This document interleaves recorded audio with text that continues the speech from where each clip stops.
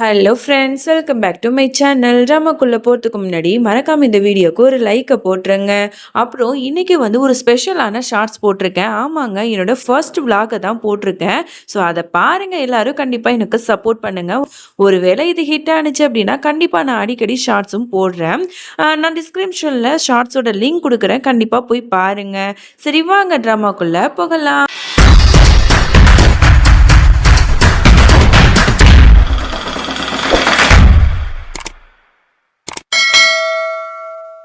Starting சீன்ல நம்மளோட சீமாவை தான் காட்டுறாங்க. அவ குங்குமத்தை எடுத்து பார்க்கறா. பார்த்தா அந்த குங்குமம் கருப்பு நிறத்துல மாறி இருக்கு. என்னடா இது, குங்குமம்னா சிவப்பு கலரா தானே இருக்கும், இது எப்படி இப்படி வந்து மாறி இருக்கே, இதெல்லாம் ரொம்ப தப்பா இருக்கே அப்படின்னு சொல்லிட்டு மனசை போட்டு குழப்பிட்டு இருக்கா. அப்ப ரோகிணியும் வரா. என்னக்கா என்னாச்சுன்னு கேட்டா, அந்த பாரு ரோகிணி, குங்குமம் வந்து கருப்பா மாறிடுச்சு, இதெல்லாம் பெரிய அசம்பாவிதமா நடக்கும்னு எனக்கு தோணுது அப்படிங்கிற மாதிரில கேட்க, அக்கா இந்த பாரு, நீ நினைக்கிற மாதிரி ஒன்றும் இல்லை சரியா, நீ அமைதியே இரு அப்படின்னு சொல்லிட்டு அவ சமாளிக்கிறான். பட் இல்லை, நான் இப்பயே பிரேம்கிட்ட போறேன் அப்படின்னு சொல்லிட்டு பிரேம் கிட்ட போயிட்டு இந்த விஷயத்த சொல்றா.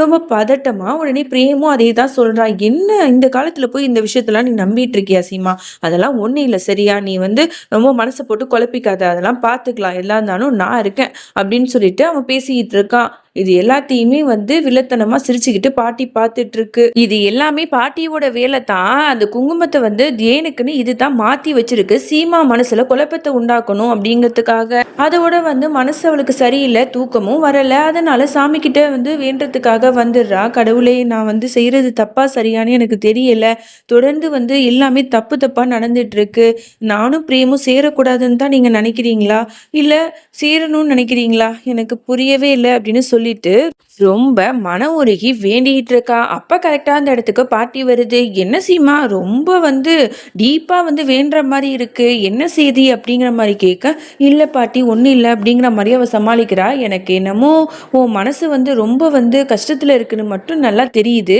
நீ என்ன நினைக்கிறியோ அதை வேண்டிக்கிட்டு இந்த விளக்கை ஏத்து, அந்த கடவுளோட ஆசீர்வாதம் உனக்கு இருந்துச்சுன்னா இந்த விளக்கு எரியும்ல அப்படிங்கிற மாதிரி சொல்ல, உடனே அவளும் வந்து விளக்க வந்து ஏத்துறா. ஏத்துன வேகத்துக்கு அந்த விளக்கு அப்படியே அணைஞ்சு போயிடுது. இதை பார்த்த சீமாக்கு பயங்கர ஷாக்கு. அதை பார்த்த பாட்டிக்கு பயங்கர ஹாப்பி. உடனே வந்து என்னடா அது விளக்கு அணைஞ்சிச்சு அப்படிங்கிற மாதிரி இவ பார்க்க, உடனே பாட்டி அப்படியே ஓவரா டிராமா போடுது.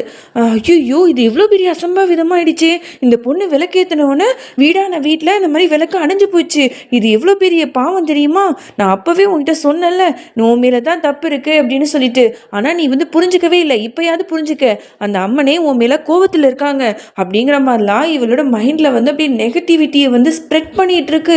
அப்ப பார்த்தா ரோஹிணி வந்துடுறா. என்னாச்சு அப்படிங்கிற மாதிரி கேட்க, உடனே பாட்டி சொல்லுது, இந்த மாதிரி வந்து அவன் அக்கா விளக்க ஏத்துனா அணைஞ்சிச்சு, எங்க நீ ஏத்து அப்படிங்கிற மாதிரி ஆர்டர் போட, அவளும் போய் தயங்கி தயங்கி போய் ஏத்துனா ரோஹிணி ஏத்துன விளக்கு அழகா எரிஞ்சிட்டு இருக்கு. இதை பார்க்குற ரோஹிணிக்கு ஒன்றும் புரியல. சீமாக்கு பயங்கரமா ஷாக் ஆகுது. அப்ப பாட்டி சொல்றதெல்லாம் உண்மையா, அந்த அம்மன் நம்ம மேல கோவமா தான் இருக்காங்களோ அப்படிங்கிற மாதிரி ரொம்ப வந்து யோசிச்சுட்டு அவளே வந்து அந்த இடத்த விட்டு போயிடுறா. அப்பதான் பாட்டி வந்து அந்த விளக்கை எடுத்துக்கிட்டு அப்படியே வில்லத்தனமா சிரிக்குது. பாட்டி தான் இந்த கேவலமான வேலையை பார்த்துருக்கு. சீமா வந்து விளக்கேற்றும் போது வேற ஒரு விளக்க வச்சுட்டு ரோஹிணி வந்து ஏற்றும் போது இன்னொன்று விளக்க மாத்தி வச்சிருக்கு. அதனாலதான் சீமா வந்து விளக்கேற்றும் போது அணைஞ்சிருக்கு, ரோஹிணி வந்து விளக்கேற்றும் போது எரிஞ்சிருக்கு. இதை பார்த்துட்டு, இந்த பாரு சீமா, நான் வந்து நினைக்கிறது கண்டிப்பா நடந்தே தீரும், என்னை யாராலையும் தடுக்க முடியாதுங்கிற மாதிரிலாம் வில்லத்தனமா சிரிக்குது.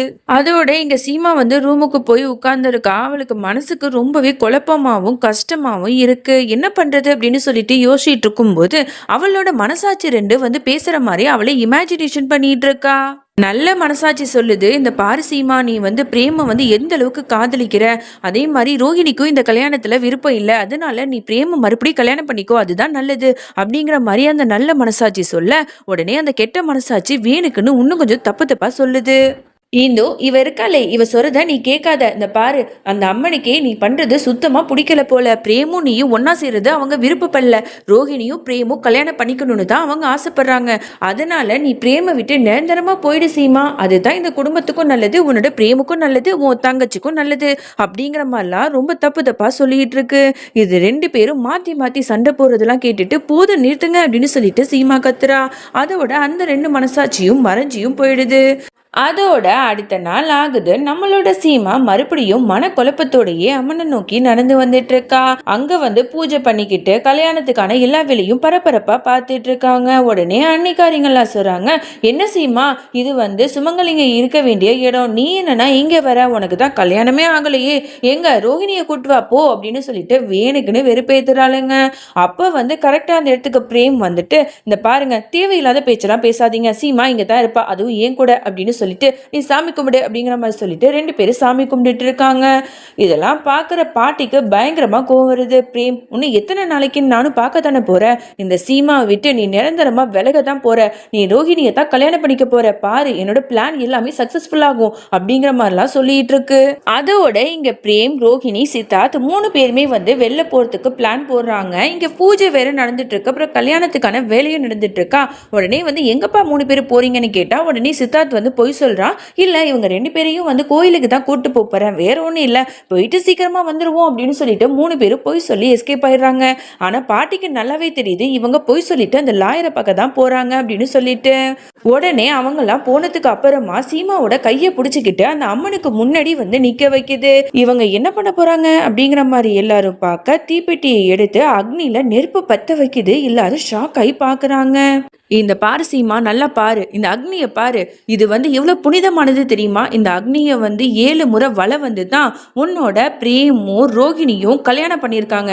அவங்க 7 விதமான சத்தியம் பண்ணியிருப்பாங்க, 7 ஜென்மத்துக்கும் ஒன்னா கணவன் மனைவியா இருப்போம்னு சொல்லிட்டு. அப்புறம் இந்த குங்குமத்தை பாரு, இந்த குங்குமத்தை பிரேம் வந்து ரோஹிணியோட நெத்தியில வைக்கும் போதே அவ வந்து 7 ஜென்மத்துக்கும் அவனோட மனைவியா ஆயிட்டா. நம்மளோட கலாச்சாரம் என்னன்னு உனக்கு தெரியாது, ஒருத்தனுக்கு ஒருத்திங்கிறது தானே நம்மளோட கலாச்சாரம். அப்புறம் இந்த தாலியை பாரு, இந்த தாலியை பிரேமியா அவளோட கழுத்துல கட்டியிருக்கான். இப்படி இருக்கும்போது அவங்க 2 பேரையும் பிரிக்கணும்னு நீ நினைக்கிறியா அப்படிங்கிற ஒரு எண்ணம் கூட உன் மனசுல வரக்கூடாது. எனக்கு நல்லாவே தெரியும் பிரேமுக்கு ரோஹிணியை கல்யாணம் பண்ணிக்க விருப்பம் இல்லை அப்படின்னு சொல்லிட்டு. ஆனா இந்த கல்யாணத்துல ஏதாவது ஒரு பிரச்சனை வந்துச்சுன்னா அதுக்கு முழுக்க முழுக்க நீ தான் காரணம். நீ வந்து இந்த கல்யாணத்தை முன்ன நின்று நடத்தியே ஆகணும். இந்த கல்யாணம் உன்னோட பொறுப்புல தான் இருக்கு. இதுல ஒரு சின்ன பிரச்சனை கூட வரக்கூடாது. அப்படி வந்துச்சுன்னா அதுக்கு எல்லாமே காரணம் நீ தான் அப்படிங்கிற மாதிரிலாம் சொல்றாங்க.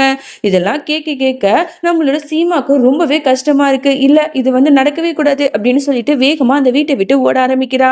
உடனே மாமனார்காரர் கேட்கிறாரு, சீமா எங்க போறா, அவளை தடுங்க அப்படின்னு சொல்லிட்டு. இல்ல அவ கரெக்டான இடத்துக்கு தான் போறா, நீ அமைதியா இரு அப்படிங்கிற மாதிரி பாட்டி வந்து வில்லத்தனமா சொல்லிட்டு சிரிக்குது.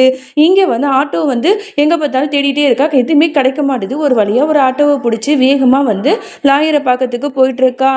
அதோட இங்க பிரேம் ரோஹிணி 2 பேருமே வந்து லாயர் இருக்கிற இடத்துக்கு வந்துடுறாங்க. உடனே பிரேம் சொல்லிட்டு இருக்கா, இந்த பாரு ரோஹிணி, இந்த கல்யாணம் வந்து ஒரு ஆக்சிடென்டா நடந்துருச்சு, நீ வந்து எதையும் மனசுல வச்சுக்காதம்மா, உனக்கு வந்து ஒரு நல்ல வாழ்க்கை துணை கிடைப்பா, நான் சீமாவை தான் விரும்புறேன், அதனால சீமாவை கல்யாணம் பண்ணிக்கணுங்கிறது தான் என்னோட ஆசையும் கூட, உனக்கும் இதுதான் ஆசைன்னு எனக்கு நல்லாவே தெரியும். இந்த மாதிரி இக்கட்டான நிலைமை நம்ம 2 பேருக்கும் வந்துருச்சு, இதுல இருந்து நம்ம தான் மீண்டு வரணும், வா போலாம், நம்ம வந்து நம்ம உறவை முடிச்சுக்கலாம் அப்படின்னு சொல்லிட்டு அவளை கூட்டிட்டு போறா. இங்க லாயரும் வந்து அந்த பேப்பர்ல சைன் பண்றதுக்கு 2 பேட்டையும் கொடுக்க பிரேம் சைன் பண்ண இங்க ரோஹிணி சைன் பண்ண போறா. அப்ப வந்து சீமா அந்த பேப்பரை வெடுக்குன்னு புடுங்கிடுறா. எல்லாரும் அதிர்ச்சியாகி பார்த்துட்டு இருக்காங்க. அதோட இந்த பாட்டை நம்ம முடிச்சுக்கலாம். இதுக்கப்புறம் என்ன நடந்துச்சு அப்படின்னு சொல்லிட்டு நம்ம நாளைக்கு பார்க்கலாம். அது வரைக்கும் என்னோடு காத்திருங்கள். பாய்.